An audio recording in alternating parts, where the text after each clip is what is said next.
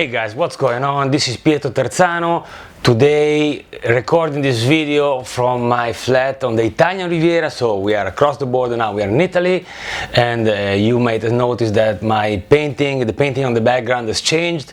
This is called the Death of the Bull Market. This is just to cheer you up and put you in a good mood, just to start on the right foot. Okay, what are we going to talk about today is a question that I want you to ask yourself, and it is, are you really a pro? Now, of course, we said before, it's a market, the financial industry is a market which is looking for professionals, for specialists.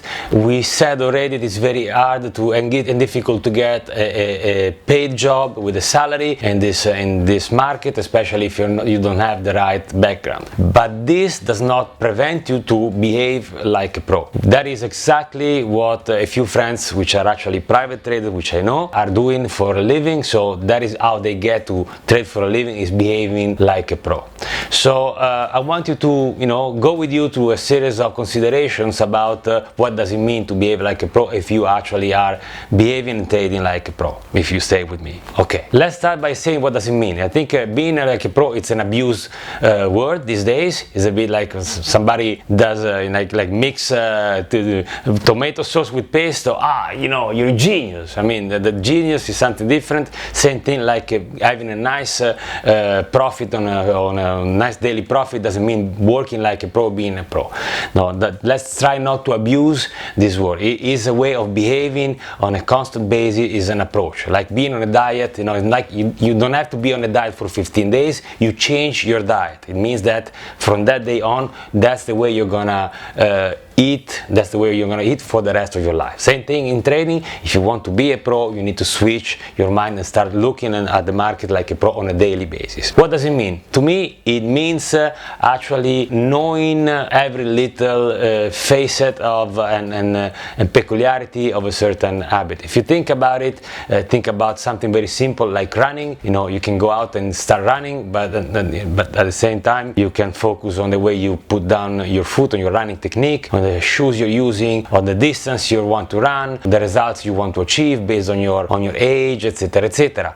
And so you can get as complicated, you can complicate your life as much as you want, you can get as complex a level of complexity that you wish for, but you can really train and trade like a pro if you wish to, even if you're not a pro. Same thing if you want to cook, same thing, you can cook pasta, sorry, I'm Italian, or whatever, in a very simple way, but then you can actually work into it and making like a real chef. So what do this pro thing have in common is that instead of focusing on the result, which is what you guys typically do, so focusing directly on the result, is focusing on the process.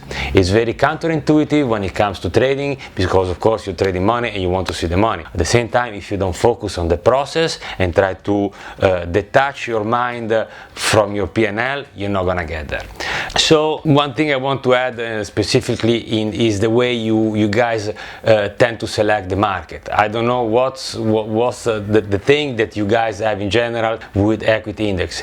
A large majority of you want to trade the S&P 500, which is one of the most traded market by the algorithms, and I think it has been calculated that more than 70% of the trading volume in the S&P is done by algo. And you guys, what you pick up? The S&P 500. It's like, I want to find a sparring partner for boxing, and I pick up Mike Tyson. I mean, why are you picking up one of the most difficult markets to trade? But I can tell you that a bunch of you guys, when they do their testing, they trade S&P 500, the mini Nasdaq. If you're European, you're picking up DAX, and if you look at a commodity, you're picking up crude. That is, of course, is not so interesting from a prop house trading point, because you find yourself with a bunch of guys trading all the same market. In a way, you would say, okay, but you're smoothing out volatility because one strategy sort of edges the other. The ugly truth is that in a trendish day, in a day which, as I said before, goes, for example, is a monodirectional day, you can make sure that 70% of your trading parterre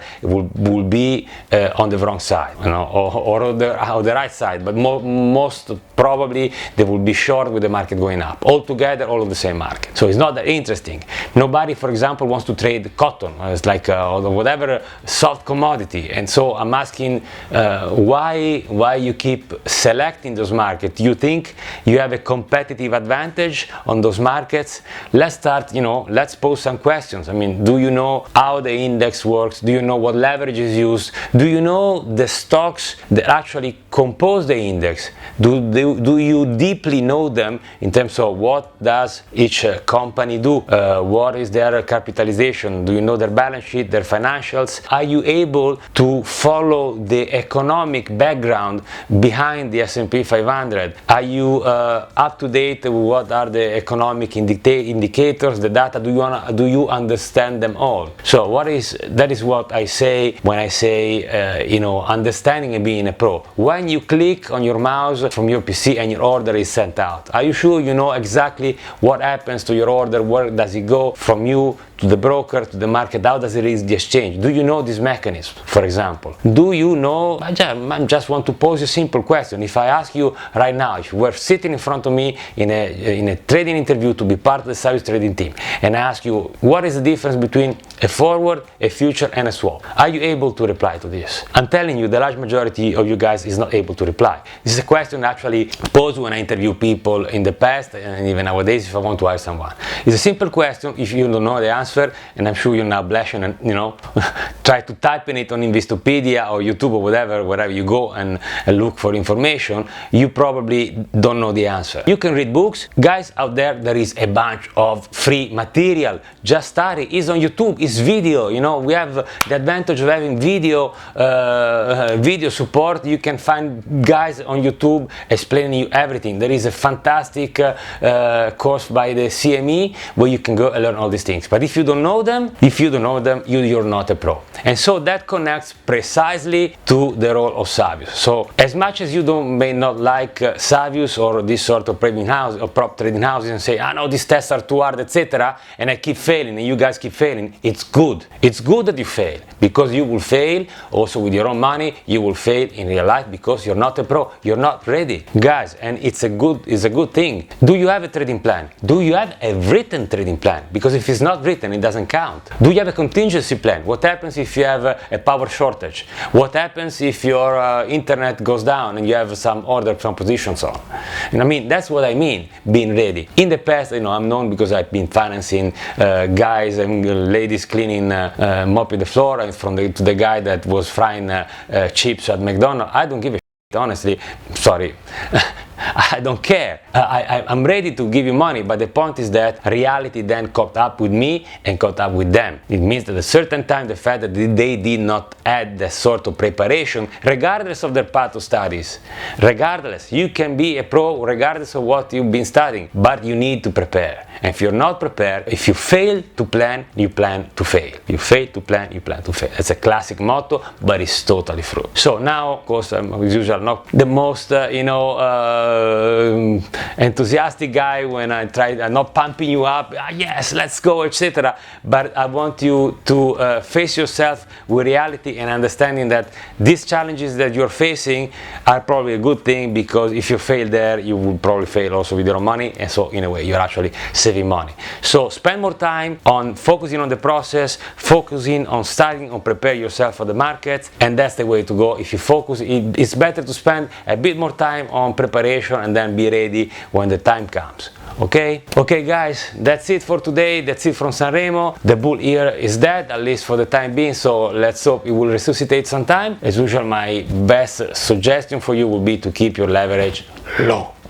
Bye.